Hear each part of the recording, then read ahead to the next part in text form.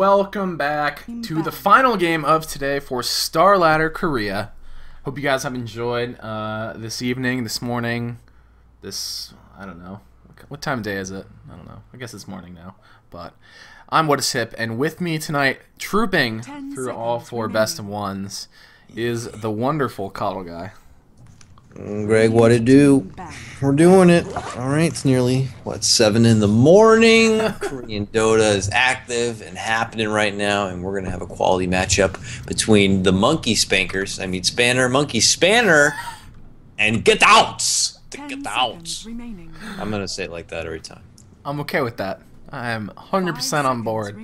But I hope you guys have enjoyed the broadcast today. There will be another series of this start tomorrow as well. Although I believe they will start a bit later. Yeah, they won't start until the 4 o'clock Eastern time or 17 KST time slot for tomorrow night. But we bring you 3 more games. MVP Phoenix. God, I cannot say Phoenix for some reason. MVP Phoenix versus Bird Game, Nemesis versus 5&Q, and Get Out versus Newbie. So, should be a good couple of series for tomorrow. But let's focus on the game at hand. Monkey Spanner versus Get Outs. What can you tell me about these teams? What can I tell you about these teams? Yes, I try to do a bit of research here on them because it's definitely better to be informed. Both teams, are relatively been performing about the mid-tier level according to the Star Series standings as they are right now. Get Outs are matching at 3 games of a 1-2 record, and the Monkey Spanners will be at 2-2. So they're even things up. They're looking to propel themselves up further in the ladder. They want to be able to have the opportunity to make it to the land, to prove their worth in it. So hopefully we get to see some good quality Korean Dotas. Other than that, not too many games invested right now as a team as a whole, so you can't really see what kind of proficient hero pickups there are. But I can already tell by the draft, it seems pretty cookie cutter. Yeah, I actually really like both these drafts so far. And, in the last game we talked a lot about how picking your hero like a Slark early is sometimes not that advisable. Although, again, it worked out for them. I don't know, that hero seems pretty resilient.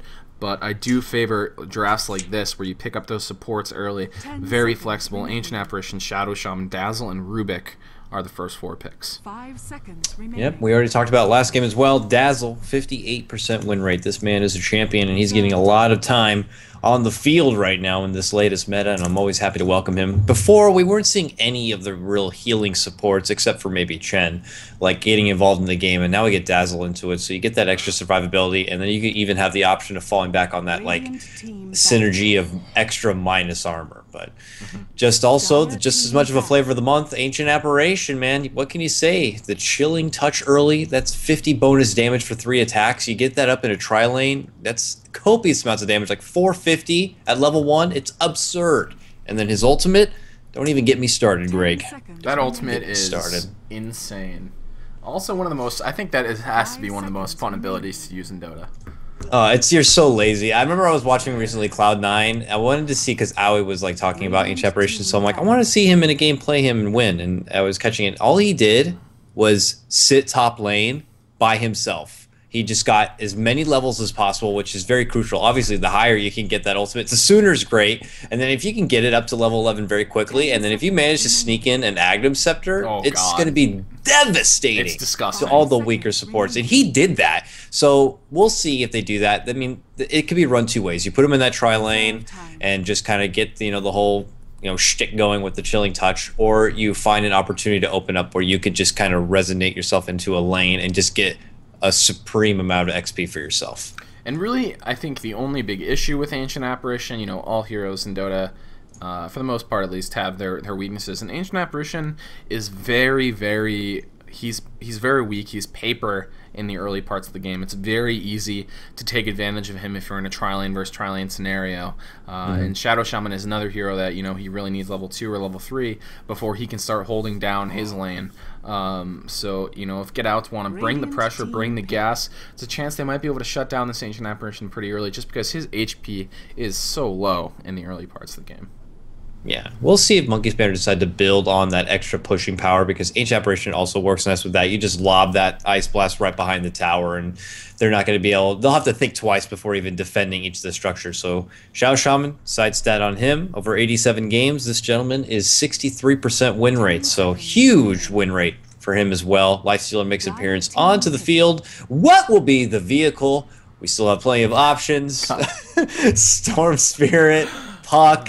These are two top-tier pickups. Yeah, and they do actually have some amazing options right now, because no one has really been touched except for the Clockwork. I think I really favor the Storm Spirit a lot, personally. I think the Puck is okay, can work in some situations, but I don't know. They've got a lot of options. Batrider did get the boot here as well, so he won't be available. So we'll see. I'm not sure what they're going to pick here. A lot of it, I think, is going to hinge on what this next pick is. Something like a Darkseer, I'd be very inclined to just go for the Storm Spirit. Yeah, Bane was still available too. So if they wanted to do that direct Bane counter on the Lifestealer, I guess could work. But then again, you're handing over the opportunity to give the easy Fiend's Grip to Rubik as well. So they got to be careful with this one.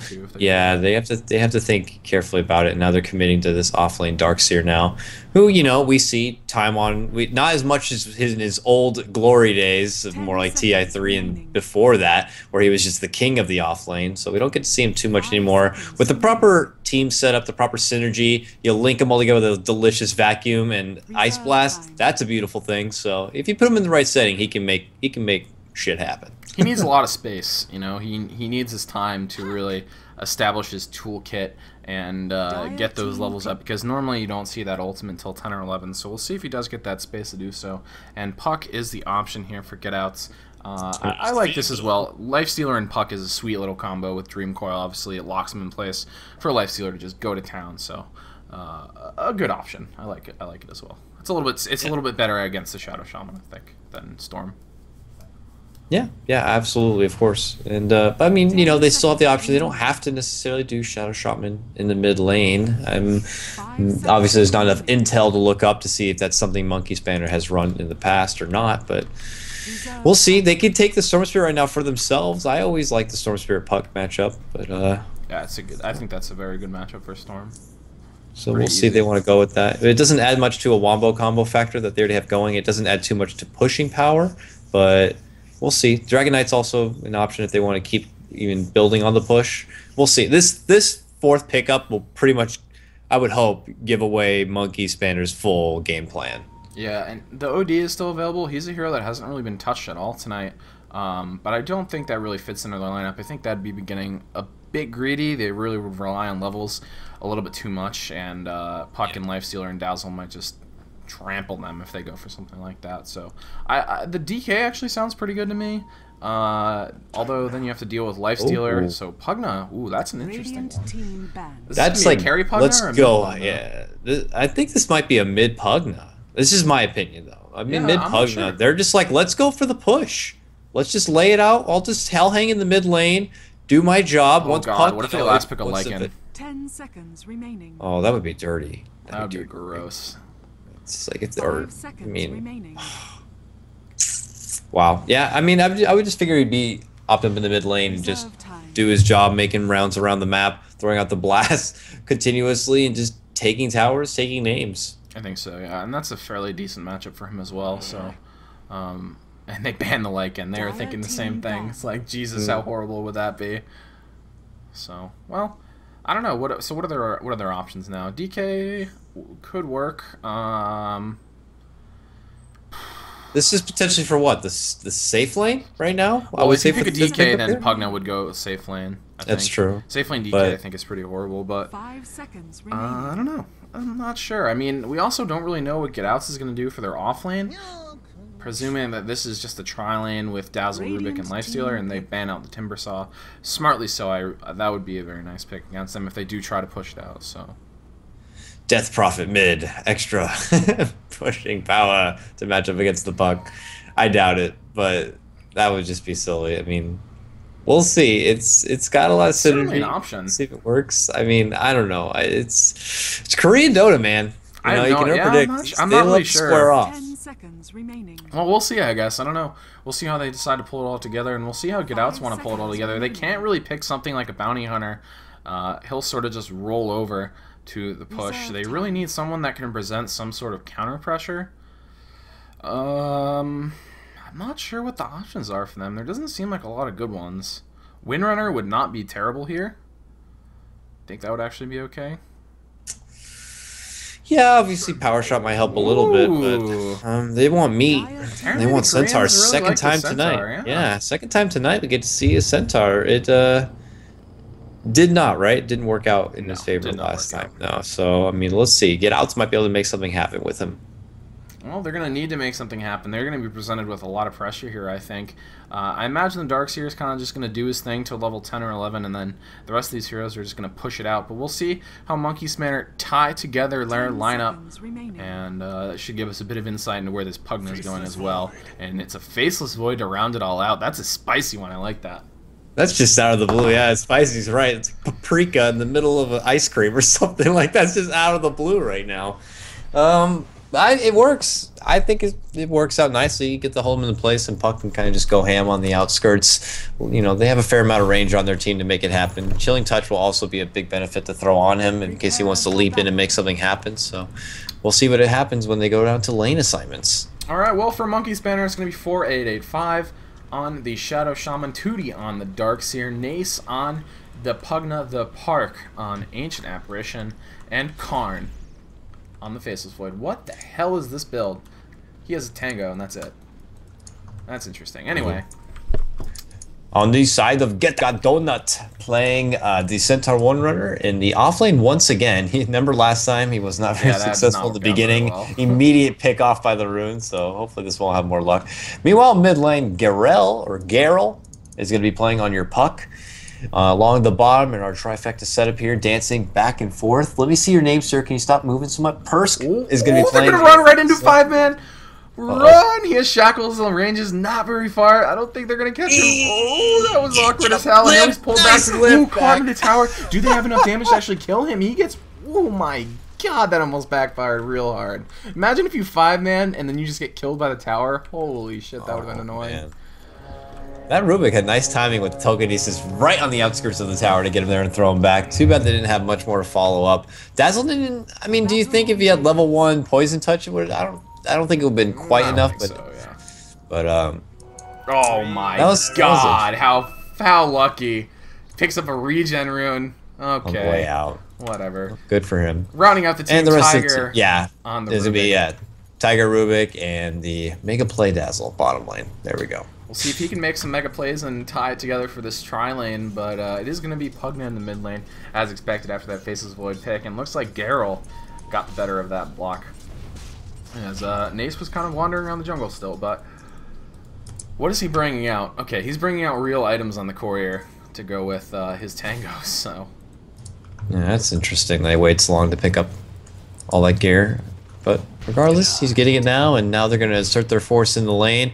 And shove back the Centaur. I'm sure he went Cold Feet first right off the bat. No Chilling Touch harassment to start with. They're probably going to move back, pull back the creeps, get as much space as possible for the Faceless Void, who should have a relatively good time as long as they're zoning out properly.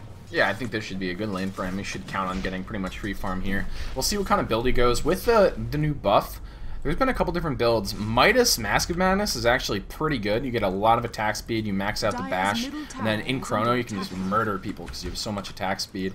Oh my god, is this Darkseer going to get a solo kill? He's up in the air, pushed back. And nope, he is not going to, but that would have been something. Yeah, definitely took it to him manned up when Dazzle was trying to zone him out. So, and definitely his comparison to off lanes, I would definitely say Darkseer gets this one. With the benefit of the Ion Shell, you'll always get a little bit of reliable farm there. So that's something that he's just a specialty in.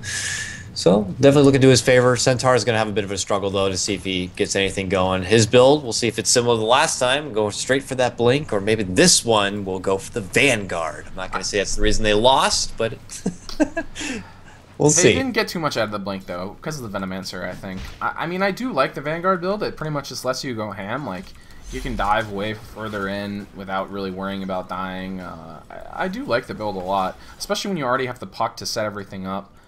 it's definitely a viable option. Unfortunately, he's going to have a really hard time in this lane. Ancient Apparition happy to trade some HP to push him back out of that lane. And now Karn is just getting complete free farm with the Coiling Blade as well, so it's really hard for him to miss last hit. Under the tower, it's a little sketchy as he misses one, but he'll get the rest, I hope. There we go. And good work for the Monkey team. They're babysitting the runes out, allowing Pugna to pick it up. He grabs the DD, takes it back to the mid lane, and continues to, I would hopefully see, lay out some blasts here early on the tower. You want to get it sooner than later, but nope, he's just going to retreat back instead, take a few smacks. Ow, ow, ow, ow! That is just painful.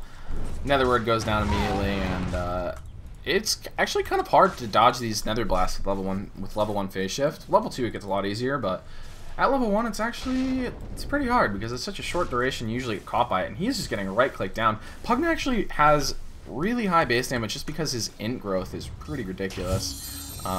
So I actually really like this matchup for Pugna. I think it's really hard for Puck. If he gets a little bit of help and can go on the offensive, it gets a little bit better. But if you're on the back foot as the Puck, this matchup is really, really tough. Yeah, and you got to consider the fact that he probably doesn't have the opportunity to go against the Pugna very often, so it might be a little bit out of his comfort zone playing a Puck, so that might play a little bit of a factor too. I think the key for the Puck in that lane is when he hits level 6, there's a very good opportunity to kill because you have Waning Rift, you have Dream Coil to stop the life drain, so at level 6 I think you can really try to put the screws on the Pugna and get a lane advantage, but up until then it is pretty rough, and you see him falling a little bit behind in CS at the moment. Oh, Courier, they used the speed on the way out, so slow. Captain Bamboo.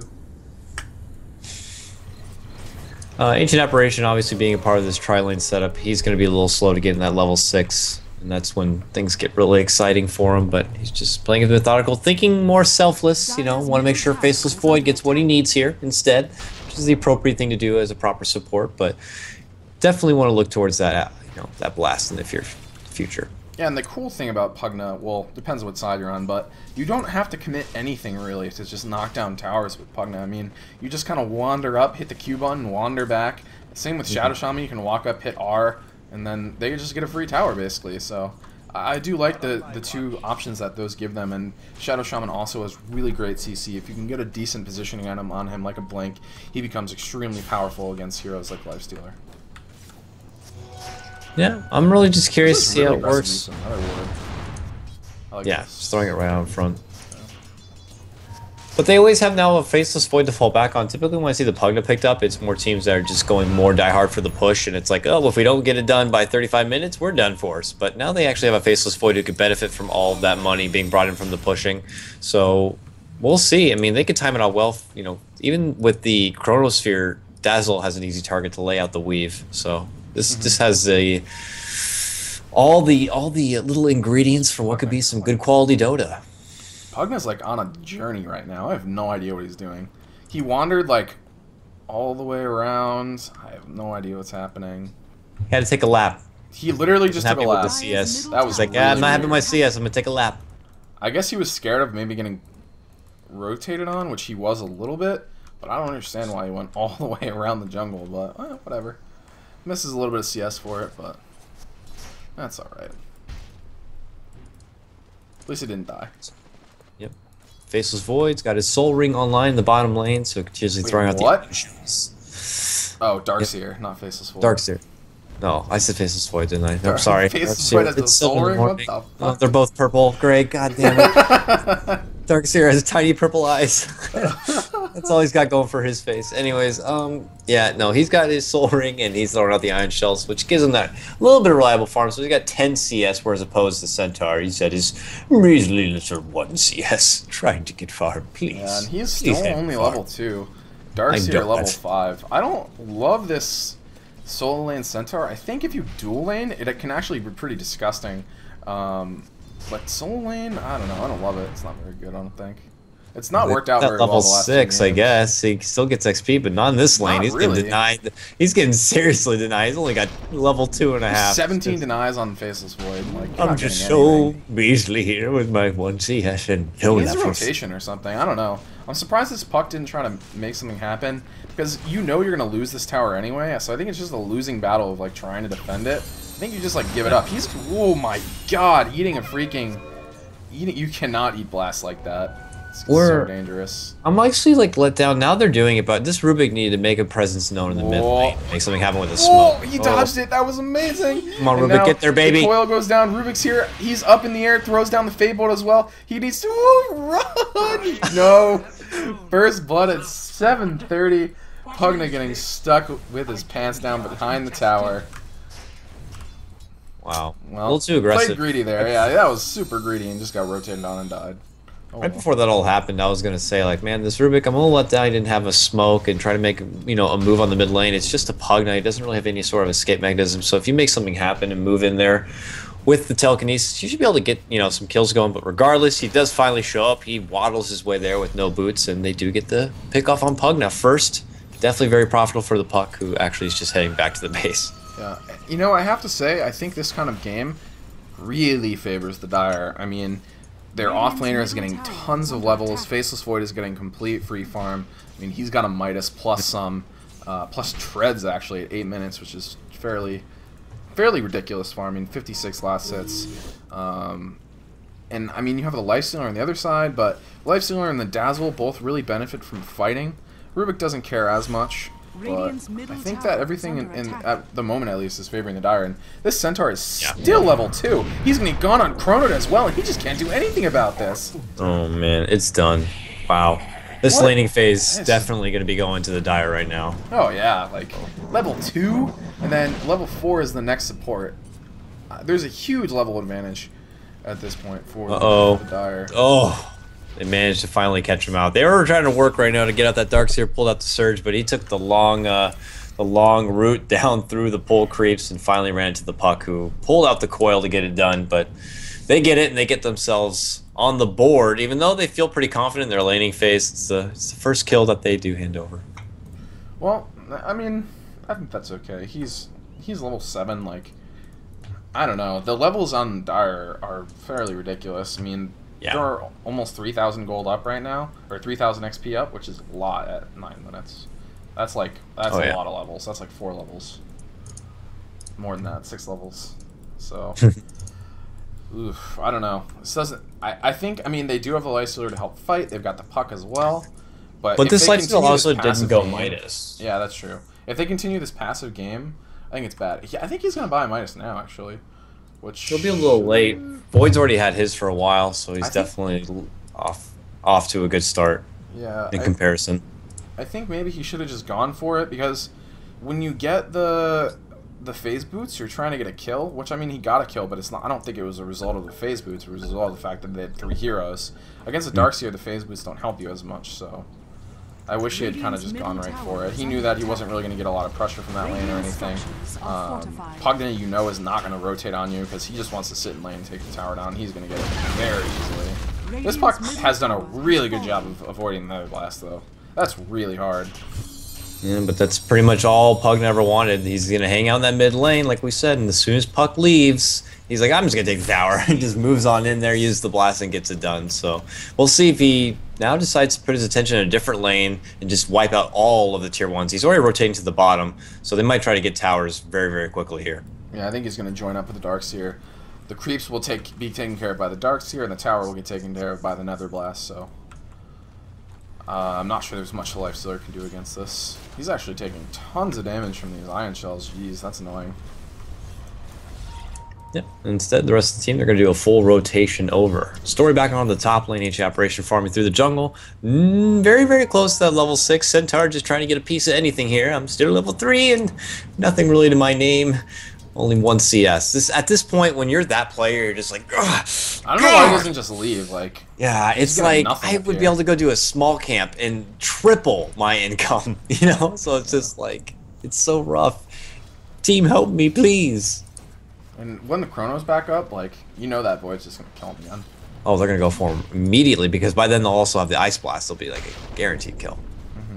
So, alright, well, we'll see how it works out for the Centaur. I mean, things are looking bleak. Only 200 HP, or 200 gold for him, and still, like we said, level 3. Now Chrono is back up. He does not quite have the mana, but, well, if you just Chrono him, then that's just fine, and he is just dead. Goodbye. Go. If Job he well in-switches, done. he should have enough for Time Walk as well. And he's going for the Mask of Madness. So it's the Midas Mask of Madness build on the Void, like I was talking about, and I actually really like this build with the new buff. I think it's very good. You get like you can get like a BKB after this if you're getting a lot of pressure. If you're just, but I mean, with the way he's going right now, he's sort of just snowballing, so he can just keep buying damage items and keep killing people. I mean, propels himself forward even more so than the Lifestealer who had no Midas. Now going with the drums and a little bit extra survival move speed, but now Faceless has a kill for himself. Nyx, doesn't have that blessing, so he's got a lot of work cut out for him. And he has the Midas, and he has way more kills, so yeah. I don't know. But Pugna continuing to just keep mowing down towers. We'll see what his option is. I think he's going to just finish a drum, which I actually really like. His HP is pretty low. This gives him a little bit of durability.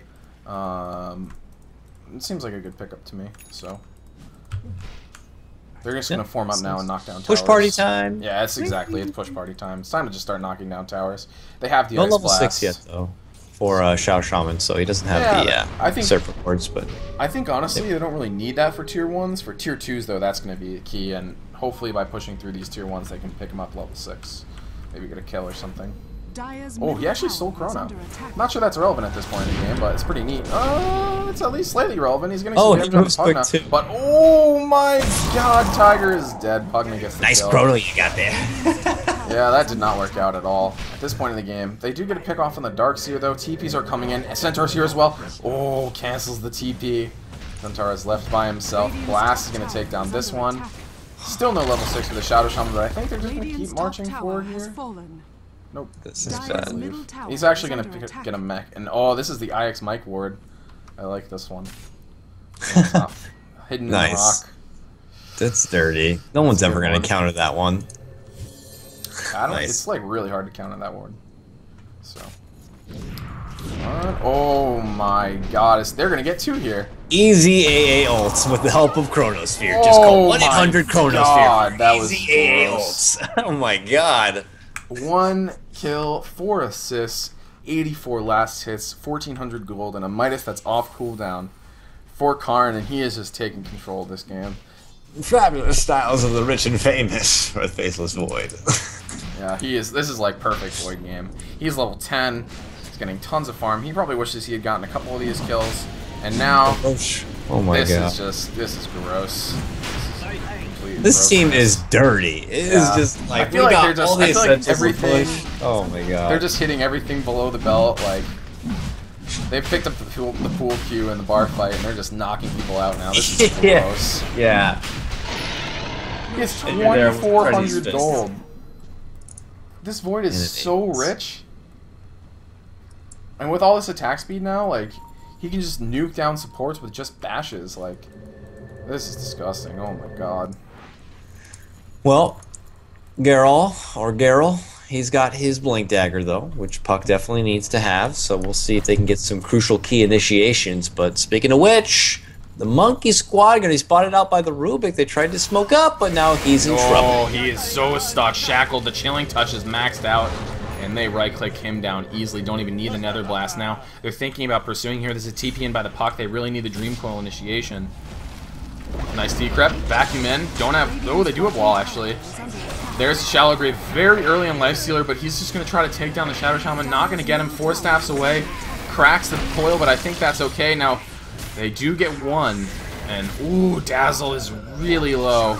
Can they get the right clicks? Oh, the Nether Blast is going to get him.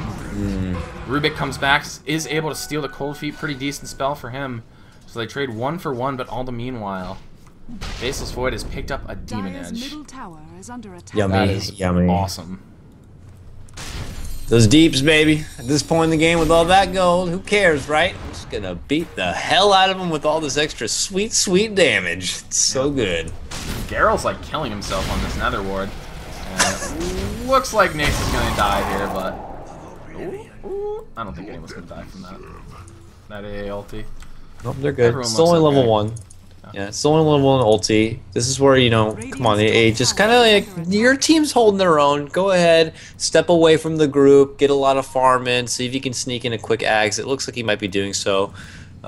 Picks up the TP, but still has plenty of gold. He wants to go for the point booster, which is just so good. It gives you HP too, which is really, you know, we were talking about this as downfall, so it gives you that as well. His skill set does not really need augmenting. Just picking up that Aghanims is fairly disgusting. So Karn, though, man, he is on fire. 110 CS. Been a member of 5 of the 7 kills. Everything is just going well for him. Is under attack.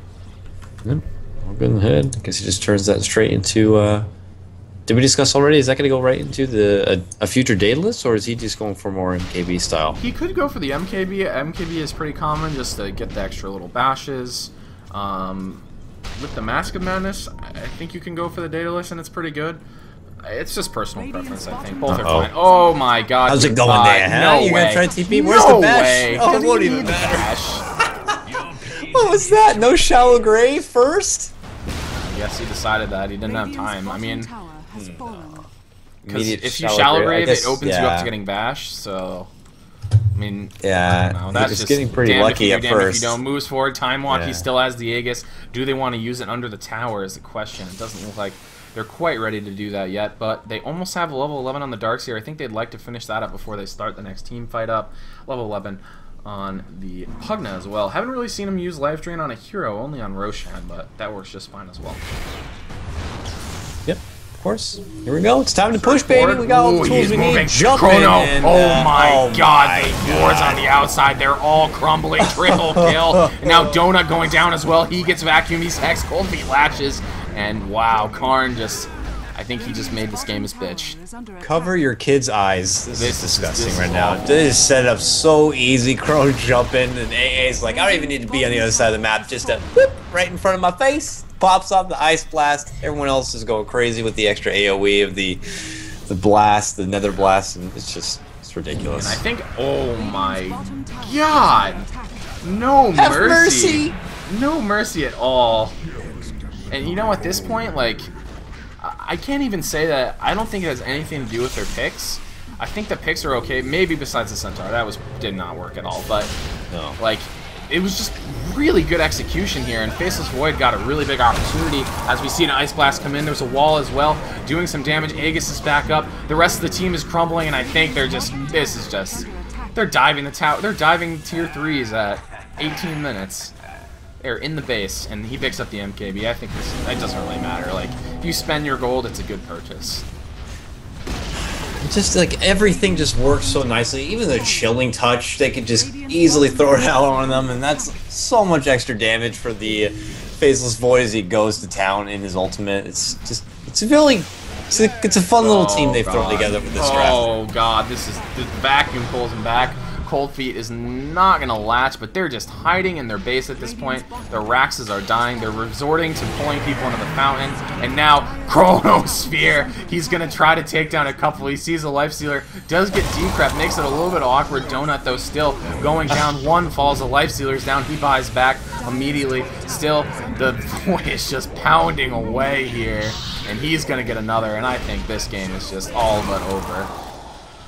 How do you, like, this is disgusting.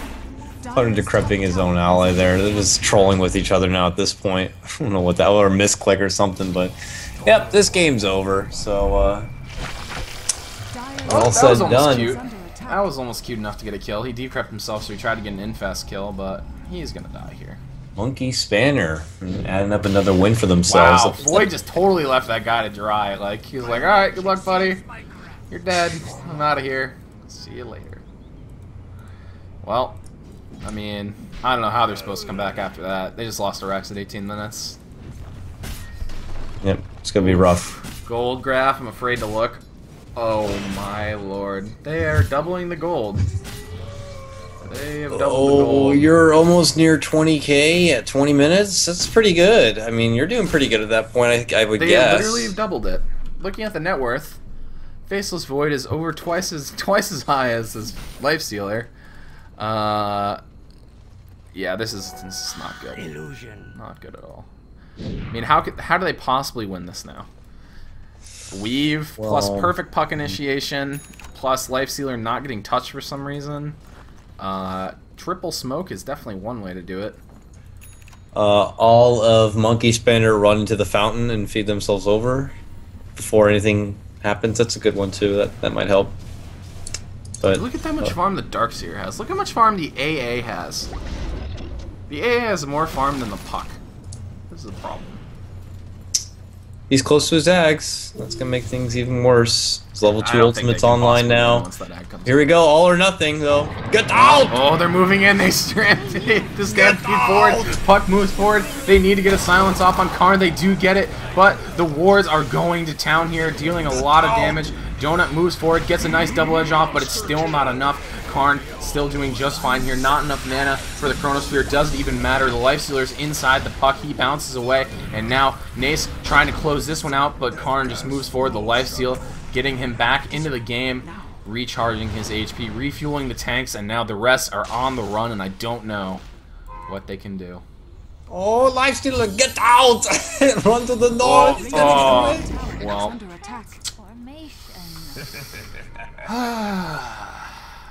Sometimes you go 9-0 as Faceless Void and win the game. I don't know what else to say. I mean, the lane just went perfectly for them. There was no pressure at all, no rotations from the Puck. I think the Puck was too afraid of losing his Tier 1 tower. You have to realize that is just going to happen. There's nothing you can do about it. Staying in your lane does not help. You got a 1 kill out of it, but literally as a result, you basically lost the game because Faceless Void was able to do whatever he wanted.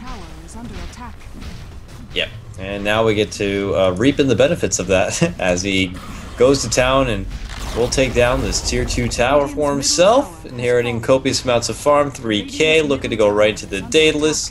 He's thinking about going to grab a Demon Edge, doesn't really have the room, doesn't feel like dropping the Coin Blade, would rather fight.